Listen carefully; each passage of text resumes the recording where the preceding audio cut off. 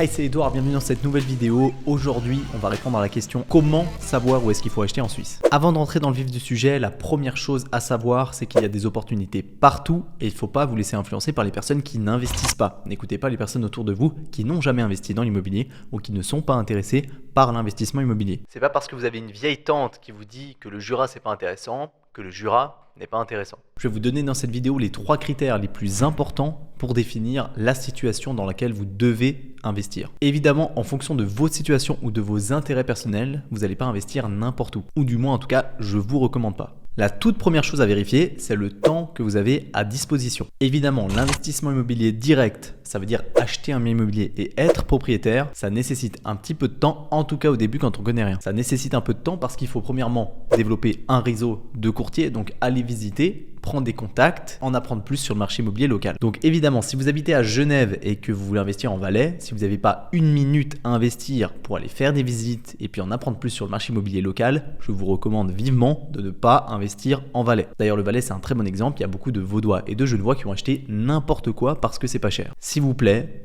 ne faites pas cette erreur. Si vous regardez votre calendrier et que vous n'avez pas une minute à investir pour faire de la recherche immobilière, à ce moment-là, bien soit vous investissez dans votre région, soit vous investissez dans un fonds immobilier, soit vous investissez dans des marchés financiers. Mais s'il vous plaît, ne faites pas n'importe quoi avec l'immobilier dans des régions que vous ne maîtrisez pas. Premièrement, donc, définir du temps et en fonction de votre temps, vous saurez où est-ce que vous pourrez aller. Deuxièmement, après avoir défini combien de temps vous aviez à disposition et combien de temps vous aviez à allouer pour vous renseigner sur le marché immobilier local, à ce moment-là, je vous recommande de vous pencher sur la stratégie que vous adoptez. Par stratégie, j'entends quel type d'investissement est-ce que vous voulez faire. Est-ce que vous voulez acheter pour du rendement? Est-ce que vous voulez acheter pour de l'achat-revente? Est-ce que vous voulez acheter pour faire de la promotion immobilière? Est-ce que vous voulez faire du luxe? Est-ce que vous voulez faire du bas de gamme, etc., etc. Rapidement, pour vous aiguiller et vous donner un exemple, si vous voulez faire du rendement pur, eh bien potentiellement, je ne vous recommande pas le centre-ville de Genève, le marché immobilier neuf. À ce moment-là, vous aurez un rendement qui ne sera pas terrible pour des prix qui sont très chers. Et à contrario, si vous voulez faire du luxe, à ce moment-là, je ne vous recommande pas d'aller dans le Jura parce qu'il n'y a pas de marché immobilier de luxe là-bas. Ça ne sert à rien. Et ça aussi, c'est une erreur fondamentale qu'on voit et qu'on revoit dans le marché immobilier. Eh bien, c'est des gens qui investissent pour eux-mêmes, qui investissent parce qu'ils trouvent joli, parce qu'ils trouvent intéressant, parce qu'ils pensent que c'est une bonne idée et que c'est une bonne opportunité. Et des fois,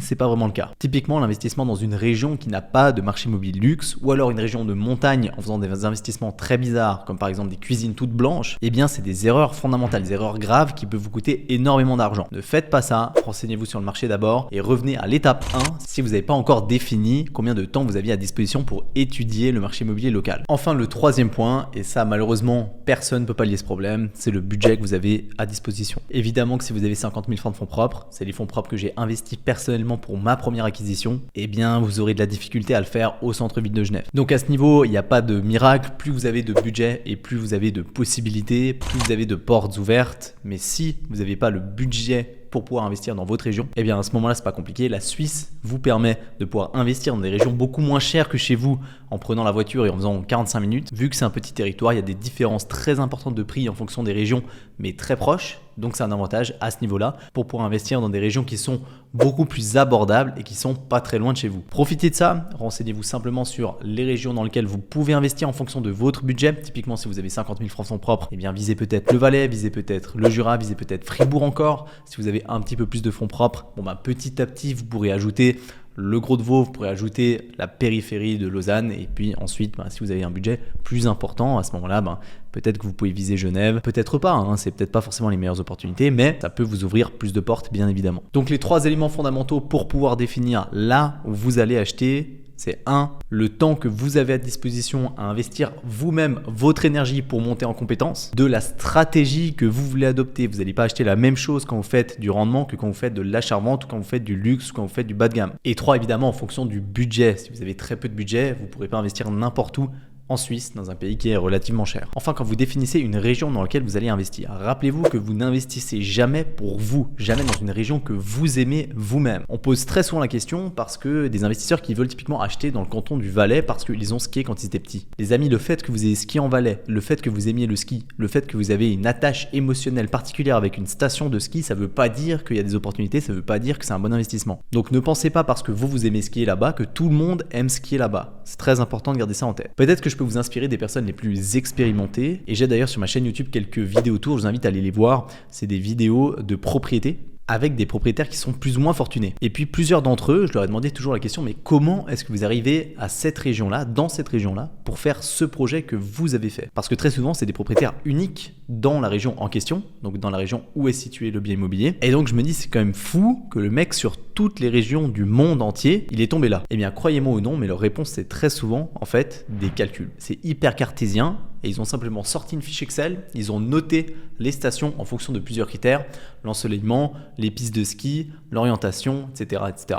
Et puis tous ces points additionnés donnaient une note, et puis ils ont sélectionné la station qui avait la meilleure note tout simplement en fonction des critères parfaitement objectifs que eux avaient définis. Donc vous me direz que vu que c'est eux qui ont défini les critères, c'est pas forcément 100% objectif. Certes, c'est vrai, mais ça reste quand même des critères qui sont pour moi extrêmement terre à terre et puis effectivement qui capitalisaient sur le futur, sur l'avenir. Il faut savoir qu'un investisseur, la première chose qu'il veut être sûr quand il va acheter un bien immobilier, même si c'est pour sa résidence secondaire, eh bien c'est de ne pas perdre de l'argent dessus. Et ça, c'est parfaitement normal. D'ailleurs, on reconnaît très facilement les investisseurs qui ont de l'expérience dans l'immobilier et les investisseurs qui n'en ont pas, surtout en résidence secondaire, pour la simple et bonne raison qu'ils ne font pas du tout le même genre d'analyse. Un investisseur amateur achètera uniquement parce qu'il trouve joli et un investisseur un petit peu plus aguerri, il investira parce qu'il trouve des opportunités. Le problème de l'immobilier, c'est toujours la même chose, c'est un domaine extrêmement émotionnel.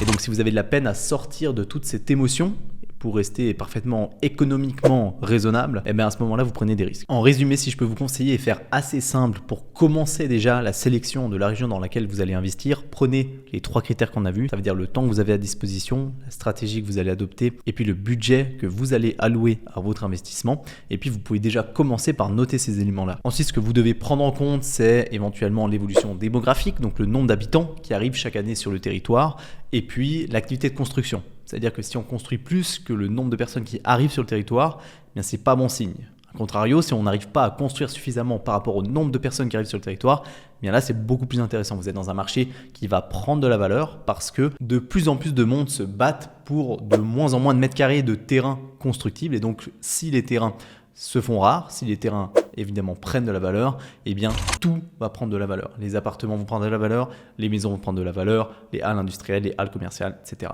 etc. Voilà, j'espère que cette vidéo vous aura aidé à commencer au moins la sélection de votre région dans laquelle vous allez investir en Suisse. N'oubliez pas de laisser un like et un commentaire en dessous de cette vidéo pour me dire ce que vous aimeriez voir sur cette chaîne. Et moi je vous dis à très vite pour une prochaine vidéo.